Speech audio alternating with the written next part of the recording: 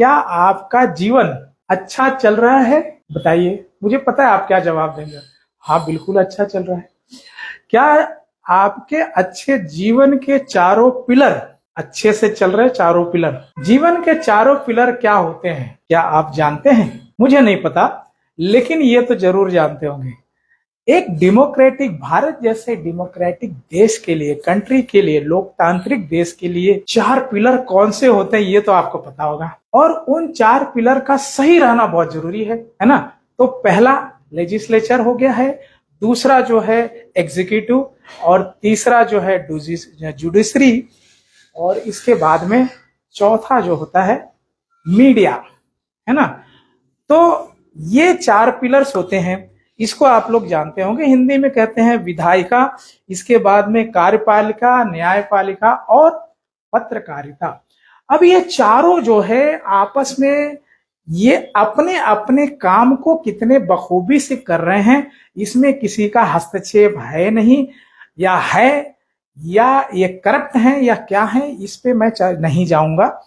इसको लेकर हर एक व्यक्ति के अपने अलग अलग विचार हो सकते हैं, मत हो सकते हैं, और उससे हमारे लिए वो सेकेंडरी हो जाता है जितना प्राइमरली आपको इफेक्ट करेगा जीवन के चार पिलर। तो इस जीवन के चार पिलर को जिसकी मैं चर्चा करने जा रहा हूं, उसको दोस्तों आप बहुत अच्छी तरह से जानते होंगे।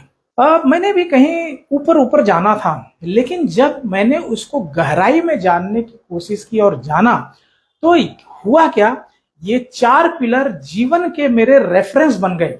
मैं आशा करता हूं और मेरा ऐसा दावा है कि ये चार पिलर को जानने के बाद वो आपके भी लाइफ का रेफरेंस बन जाएगा, और वो रेफरेंस आप में ड्रास्टिक चेंज लाएगा, क्योंकि उसी रेफरेंस से मैं अपने आप को कंट्रोल करने की कोशिश करता हूं। तो ये बड़े सिंपल है, और मैं बहुत सिंप्लीफाइड ढंग से आपको बताने की कोशिश करूंगा जो मेरी समझ में आया है। तो मैं आपको अच्छे जीवन के पहले पिलर के बारे में बताने जा रहा हूं। तो ध्यान से देखिएगा, आप चाहे तो पॉइंट भी बना सकते हैं, और जरूरत नहीं आप ध्यान में भी रख सकते हैं। तो पहला पॉइंट कौन सा है, मुझे पता है आप जानते हैं। पहला पॉइंट है, ये रोज सुनते हैं हम, है ना। तो पहला पॉइंट है ये हेल्थ। हेल्थ इज वेल्थ, सबने सुना है, लेकिन हमारे हेल्थ की क्या दशा है। तो दोस्तों, हेल्थ को हम आज जानने के लिए जो है थोड़ा सा मैं कुछ ऐसा एग्जाम्पल दूंगा जो मैं भी जब उसको देखा और समझने की कोशिश किया तो मुझे भी लगा बात तो सही है। तो हेल्थ को भी मैं दो सेक्टर में बांटना चाहता हूं। जो पहले मैं हेल्थ को समझता था एक ही होता है, लेकिन मैं दो चीजों को बहुत ही पावरफुल्ली मैं रिकमेंड करता हूं, या मैं उसको मानता हूं। तो हेल्थ को दो भागों में मैं बांट कर देखता हूं। तो पहला जो है हमारा हेल्थ है, वो हमारा हो गया physical health, right. Physical health के बारे में दोस्तों आपको मैं बताऊं, देखिए ये शरीर है, राइट है, ये सब जानते हैं, मजबूत होना चाहिए, बढ़िया होना चाहिए एकदम सब, लेकिन क्या हम कर पाते हैं? नहीं कर पाते हैं। और अगर मैं आपसे पूछूं क्या आप फिट हैं, बहुत लोग कहेंगे बहुत फिट हैं। दोस्तों, एक रिसर्च हुआ, रिसर्च में, और आप भी कर सकते हैं, लेकिन मैं जो डाटा है वो आपको बताऊं। उस रिसर्च के अंदर ऐसे फिट व्यक्तियों को कहा गया कि आप अपने इस अंगुलियों से अपने जो है एकदम स्ट्रेट खड़े हो जाइए, और अपने पांव के अंगूठे को छूजिए, उसको टच करिए। जानते हैं क्या रिजल्ट हुआ? 55 to 60% लोग स्ट्रेट खड़े होके अपने पांव के अंगूठों को छू नहीं पाए। आप वीडियो जब देख रहे हैं तब, या वीडियो खत्म होने के बाद ये जरूर करके देखिएगा। यानी हमारे किडनी, लिवर, बैकबोन क्या क्या हाल है, आप समझ सकते हैं। और ये देखा गया जैसे जैसे हमारी उम्र बढ़ती है, शरीर की अकड़ भी बढ़ती है।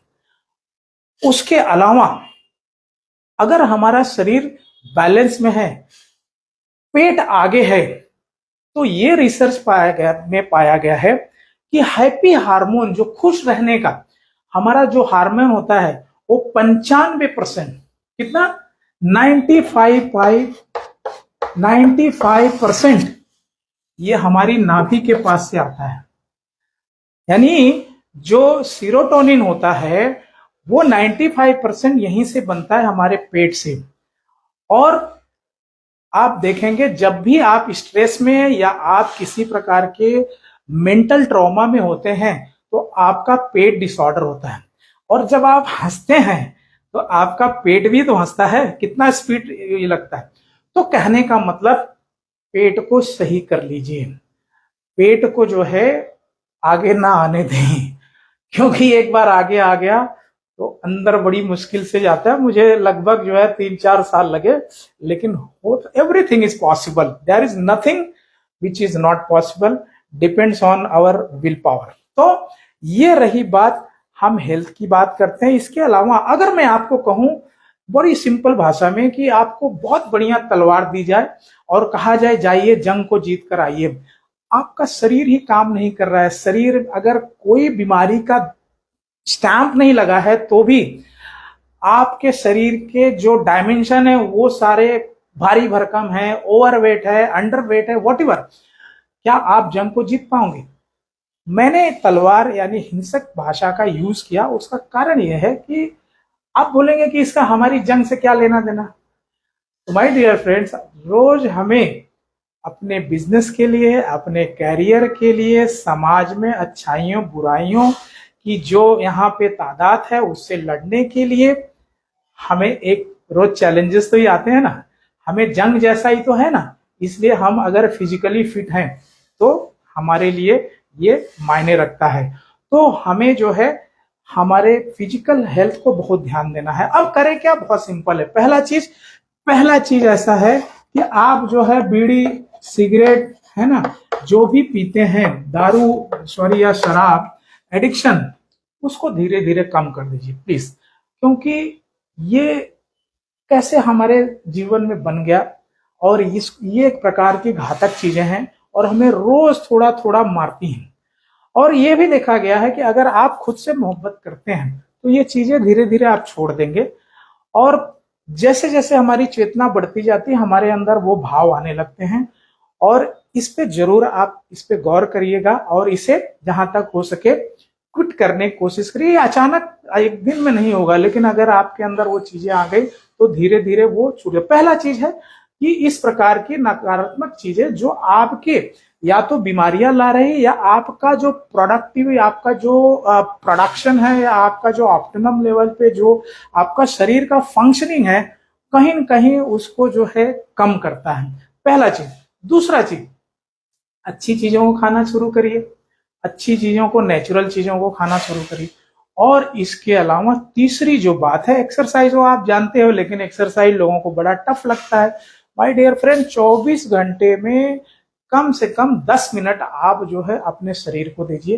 कुछ नहीं तो 5 मिनट ही दीजिए, वॉकिंग करिए। जब आप 5 मिनट देने लगेंगे आपका शरीर खुश हो जाएगा। फिर 5 मिनट का वो 15 मिनट भी हो जाएगा, 25 मिनट भी हो जाएगा। तो ये रहा हमारा पहले, ये जो है फिजिकल है। अब आते हैं सबसे जरूरी बात, जो मैंने कहा ना, ये फिजिकल तो ठीक है, और फिजिकल में भी आप देखा गया है कि फिजिकल में भी लोग जिम में जा रहे हैं, कहाँ जा रहे हैं, अटैक आ जा रहे हैं। उसके पीछे कारण है। दूसरा जो है, हेल्थ में ही पहला फिजिकल हो गया, दूसरा माय डियर फ्रेंड ये है मेंटल। मैं अगर आपसे पूछूं क्या आपके अंदर भावात्मक जहर है? अब बोलेंगे भावात्मक जहर? जी हाँ, जब मैंने पहली बार इन चीजों को पढ़ना और गौर करना शुरू किया तब हमने देखा सबसे खतरनाक जो चीज हमारे अंदर भरी है वो है इमोशनल पॉइजन, भावात्मक जहर। अब ये क्या होता है, एक शॉर्ट में मैं बताऊंगा। बचपन में कोई घटनाएं ऐसी घटी हैं, या आपको बचपन में कोई आपको इल्ट्रेट किया है, पूरे जीवन में किसी ने, या माँ बाप ने ध्यान नहीं दिया, माँ बाप ने बुरा किया, भाई ने बुरा किया, समाज ने बुरा किया, रिश्तेदार ने बुरा किया, पति ध्यान नहीं देता, पत्नी ध्यान नहीं देती, माय डियर फ्रेंड्स, इस प्रकार के भाव लोग सालों दर सालों सालों दर सालों ढोते चले जा रहे हैं, ढोते चले जा रहे हैं। यही भावात्मक जहर है। और आगे सुनिए, आज रोज आप उठते हैं, समाचार देखते हैं, न्यूज देखें, क्या दिखाया जा रहा है? धर्म के नाम पे, जात पात के नाम पे, युद्ध के नाम पे, राजनीति के नाम पे पार्टियां क्या कर रही? हर इंसान आज अपना एक कोई न कोई रेफरल बना, उसे लेना देना नहीं कुछ, लेकिन रेफरल बना लिया है और उसी चीज को अंदर रखकर वो नफरत, किसी को अपना किसी को पराया, इसी चक्कर में पड़ा। माय डियर फ्रेंड्स, वो उससे फायदा तुम्हारा क्या होगा मुझे पता नहीं, लेकिन ये जहर तो रोज इसको इमोशनल पर एक इमोशन बनते जा रहा है, जिसकी वजह से हमारे आपके जीवन में एक प्रकार का क्रोध, नफरत, ईर्ष्या, लोभ, डर, ये सारे जो भाव हैं ये बढ़ते जा रहे हैं, ये बढ़ते जा रहे हैं। और ये सारे किस जगह वास करते हैं आपके शरीर में? देखा गया हार्ट पे। इंडिया के अंदर हार्ट अटैक की बहुत ज्यादा संख्या बढ़ती जा रही है। तो इसके अंदर इस प्रकार का बोझ बढ़ते जा रहा है। अब कहेंगे कि अरे इससे कैसे मालूम पड़ेगा, कैसे पता चलेगा? माय डियर फ्रेंड, इसे कहते हैं इनर वर्ल्ड, अंदर की यात्रा। हम इतने क्योस से भरे पड़े हैं, हमारा जीवन इतने शोरगुल में है कि हम अपने अंदर जाके देख ही नहीं पाते, और ये बहुत ही खतरनाक काम करता है। जैसे एग्जाम्पल के रूप में अगर मैं कहूं, आपने डोमिनोज इफेक्ट सुना होगा, डोमिनोज इफेक्ट, डोमिनोज पिज्जा नहीं, डोमिनोज इफेक्ट। अब ऐसा होता है जैसे कोई व्यक्ति दिन में 2-4 सिगरेट पीता है, अरे क्या होता है भाई उसको, या वो हर दिन शाम को जो है शराब का सेवन करता है, क्या होता है भाई, अरे क्षणिक उसको आनंद मिलता है। लेकिन ये रोज रोज रोज रोज एक दिन जो है छोटा छोटा छोटा छोटा एक ऐसा बड़ा विस्फोटक चीज अपने अंदर बन जाती है, फिर उसमें उससे बाहर आना बड़ा मुश्किल होता है, लेकिन नामुमकिन नहीं। लेकिन ऐसी चीजें, इसी को डोमिनेज, इसी प्रकार जो है डोमिनेज इफेक्ट इसे कहते हैं। इसी प्रकार थोड़ा थोड़ा थोड़ा थोड़ा आप जो भाव लेते हैं, आप ये भाव अंदर बिठाए हुए हैं ना, ये धीरे धीरे धीरे धीरे आपके शरीर में, आपके ऑर्गन्स को वहां पे जाकर एक प्रकार से भारीपन ला देता है, और यही आपके मोटापे का कारण बन सकता है, आपके डाइजेशन का कारण बन सकता है। आपके शरीर में बहुत जगह ऐसे दर्द होते होंगे जो वाकई बीमारी नहीं, लेकिन असहनीय दर्द होता है, और एक समय के बाद आप देखेंगे ये बढ़ते जाता है और बाद में बड़ी बीमारी में रूपांतरित हो जाता है। इसलिए जो दूसरा पॉइंट है मेंटल हेल्थ, ये बहुत जरूरी है। इसको, भावात्मक जहर को कैसे निकालें, इस पे मैं अपनी एक वीडियो बनाऊंगा, क्योंकि ये वीडियो भी लंबी हो सकती है, लेकिन आप बने रहिएगा। और मैं एक रिक्वेस्ट करना चाहूंगा कि अगर आपको ये सारी चीजें वैल्यू एडिशन देती हैं, तो आप अगर मुझे फेसबुक पे देख रहे हैं तो वहां मेरा यूट्यूब का लिंक है, उसे आप क्लिक कर ले, सब्सक्राइब कर लें। और अगर मुझे यूट्यूब पे देख रहे हैं तो वहां पर भी आप सब्सक्राइब कर लें, बेल बटन दबा दें और शेयर कर दें, क्योंकि शेयरिंग इज केयरिंग। तो अभी आते हैं भावात्मक जहर, यानी इमोशनल पॉइजन। ये बड़ा ही खतरनाक होता है और हर व्यक्ति में। आज आप आंखें बंद करिएगा जब सोने जाएंगे, और उस समय देखिएगा हर एक पॉइंट को लेकर कि आपके अंदर क्या चल रहा है, कौन सी ऐसी बातें हैं जो आपको विचलित करती रहती हैं। और असलियत में जब आप अकेले में आते होते हैं, जब बिस्तर पे जाते हैं, जो ख्यालात आपको आते हैं ना माय डियर फ्रेंड, वही आपकी जिंदगी है। तो भावात्मक जहर को हमेशा ये करते हैं, हमेशा इस पे। तो हेल्थ में जो है पहला जो पिलर है वो हेल्थ, और हेल्थ को मैंने डिटेल में बता दिया है, क्योंकि हेल्थ तो सबसे प्रायोरिटी पे आता है। अब सेकंड पे आते हैं। सेकंड कौन सा हो सकता है? सेकंड आते हैं, गेस करिए क्या हो सकता है। मुझे पता है आपने गेस कर लिया है। तो सेकंड है, क्या है ये? वेल्थ, अमीर बनने की प्रक्रिया। माय डियर फ्रेंड्स, एक्सपर्ट्स कहते हैं कि अमीर बनने की प्रक्रिया कभी बंद नहीं होनी चाहिए, है ना। तो आप रिटायरमेंट, लाइफ में बिल्कुल रिटायरमेंट, कभी इस शब्द को निकाल के फेंक दीजिए। अब ये होता है कि अमीर कैसे बने भाई, अमीर बनने का, और कौन अमीर होता है? तो जब तक जीवन है तब तक हम जो है पैसा कमाने के दिशा में काम करें, अपने आप को डेवलप करें। अब ये होता है कितना पैसा आने के बाद अमीर होते हैं, इसकी कोई डेफिनेशन नहीं है। जब आपके पास पर्याप्त पैसा और पर्याप्त समय खर्च करने के लिए रहे तो आप अमीर हैं, क्योंकि दोनों में तो दोनों में से एक नहीं होता है, या तो पैसा के चक्कर में होते हैं तो या आप चीजें इन चीजों को जानते हैं। तो और पैसा ऐसी चीज है आपको बड़ी अच्छी फीलिंग देता है ना। It's a question of feeling. आप जीवन क्या है, हमारी फीलिंग का ही तो पूरा बांध है, यानी पूरा पोटली है। तो माय डियर फ्रेंड्स, जो हमारा वेल्थ है ये बहुत जरूरी है। और वेल्थ को जैसा कहा कि हमने कि इससे भी ज्यादा जरूरी है उसके प्रति हमारा भाव। हमारे पास कितने पैसे हैं और हमारा मनोभाव क्या है वो बहुत मायने रखता है। अगर आपके पास बहुत सारा धन है, बहुत सारा रिचनेस है ना, लेकिन आपके पास जो है दरिद्रता का भाव है ना, क्या बोलते हैं, मिस्री का भाव है, तो आप सही नहीं है। आपके पास कम पैसे भी हैं लेकिन आपकी फीलिंग जो है रिचनेस की है तो आप सही भाव में हैं। तो इसे आप ध्यान में रखिएगा। इसके अलावा जो फंड कमाने की प्रक्रिया होती है उसको जो एक्सपर्ट्स कहते हैं उसके 3 भाव आते हैं। किस पे काम करना चाहिए वेल्थ में?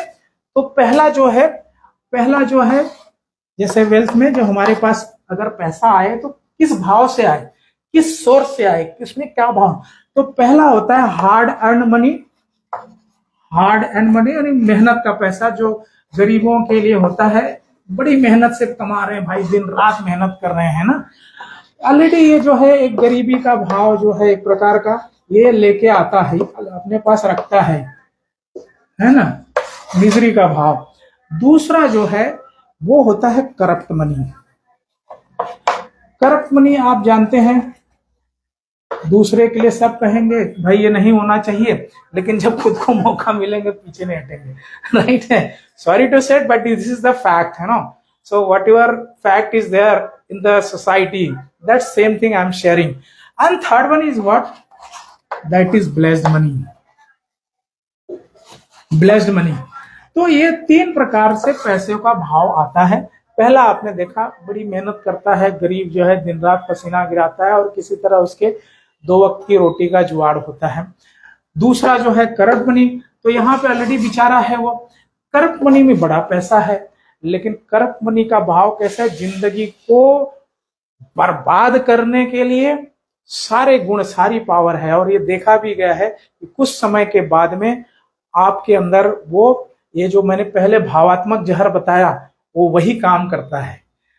Third one is the right blessed money, आशीर्वाद से व्याप्त पैसा। क्योंकि मनी को कैसे डिफाइन करते हैं साइंटिफिकली, मनी इज नथिंग, वो तो कागज का टुकड़ा है, but it is the divine energy.